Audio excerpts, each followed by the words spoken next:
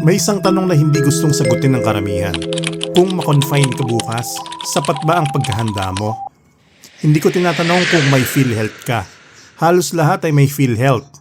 Ang tanong ko, kung dumating ang bill, alam mo na ba talaga kung magkano ang babayaran mo at saan mo kukunin? Sa video na ito, ipapakita ko sa iyo kung paano gumagana ang tatlong sistema, SSS, MP2 at PhilHealth, bilang isang buong plano. Hindi tatlong hiwalay na bagay, isang plano. Kasi karamihan sa atin ay alam kung ano ang SSS, alam ang MP2 at alam ang PhilHealth. Pero hindi natin alam kung paano sila nagtutulungan bilang isang plano.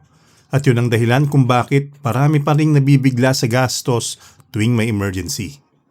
Ang video na to ay para sa kaalaman lamang, hindi personal na payong pinansyal. Affiliate products in the shelf below. Maraming akala na kung may PhilHealth, tapos na. Kasi covered naman ako. Pero ang totoo, ang PhilHealth ay sumasagot lang ng parte ng bill. May konsepto itong tinatawag na case rate. Fixed na amount per illness o procedure, hindi 100% coverage.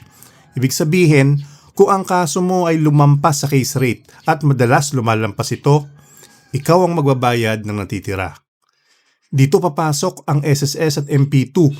Hindi bilang insurance, kundi bilang dalawang safety net na madalas hindi natin iniisip habang malusog tayo. Pero maaaring sumalo sa atin kapag nagkaroon ng problema. At ang tatlong ito, kapag naayos mo ng tama bago ka magkasakit, gumagana bilang iisang sistema, hindi bilang tatlong magkakahiwalay na desisyon. Para mas malinaw, bago tayo pumunta sa detalye, unawain muna natin ang papel ng bawat isa. Ang PhilHealth, ito ang unang linya ng depensa.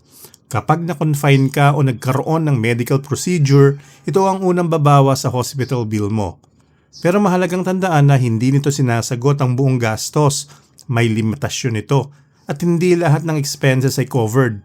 Kaya kahit may PhilHealth ka, posible pa ring may matira kang kailangang bayaran mula sa sarili mong bulsa.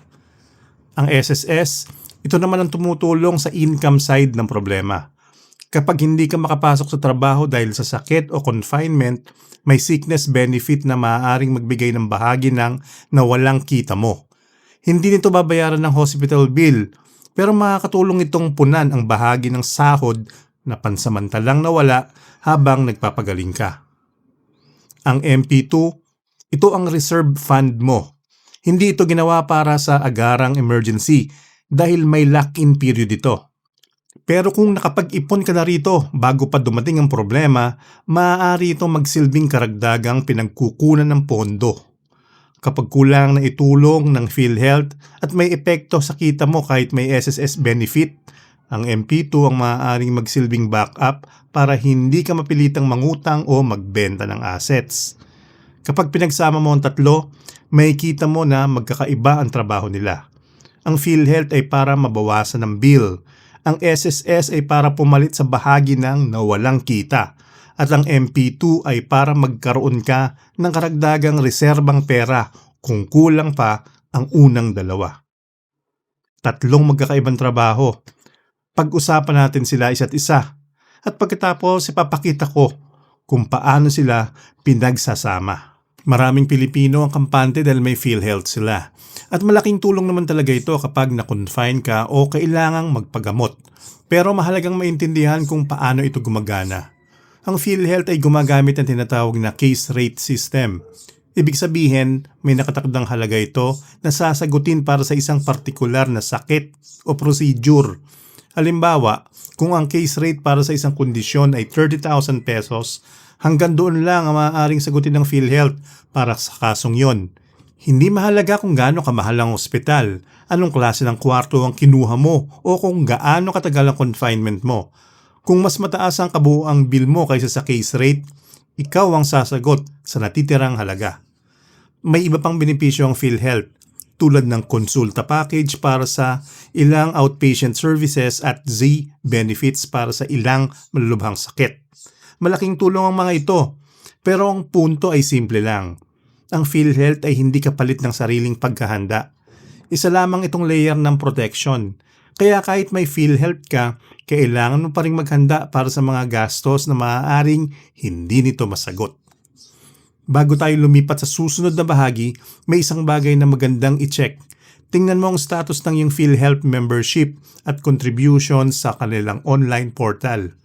Maraming tao ang nag-aakalang maayos ang lahat, pero kapag kailangan na nilang mag-claim, saka lang nila nalalaman na may kulang pala sa records o contributions nila. Mas mabuting malaman mo na ito ngayon kaysa sa oras na kailangan mo na talaga ang benepisyo. Narito ang bahagi na hindi alam ng karamihang tao. Kung hindi ka makapasok sa trabaho dahil sa sakit o injury, may SSS sickness benefit na maaaring magbigay ng bahagi ng kita mo habang nagpapagaling ka. May ilang requirements para maging qualified.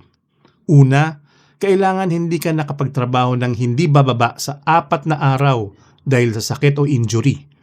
Pangalawa, kailangan meron kang sapat na SSS contribution bago nangyari ang pagkakasakit. Pangatlo, kailangan maayos na na-notify ang employer mo o ang SSS mismo kung ikaw ay self-employed, voluntary o individual member.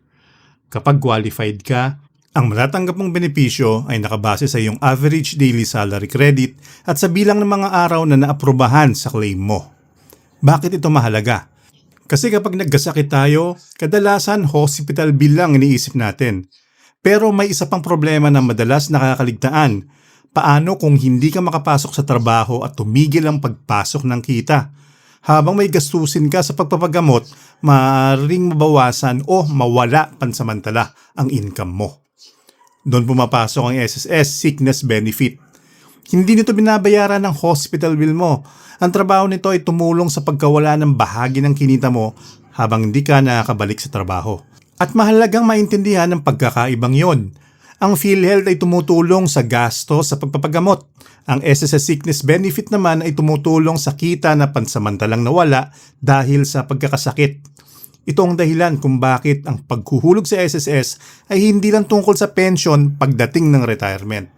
Para rin itong protection na maaari mong magamit habang nagtatrabaho ka pa at kapag biglang nagkaroon ng problema sa kalusugan. Ngayon, dito papasok ang MP2. At gusto kong linawin, hindi ko sinasabing dapat mong i-withdraw agad ang MP2 mo sa sandaling magkasakit ka. Ang punto ay mas simple at mas praktikal.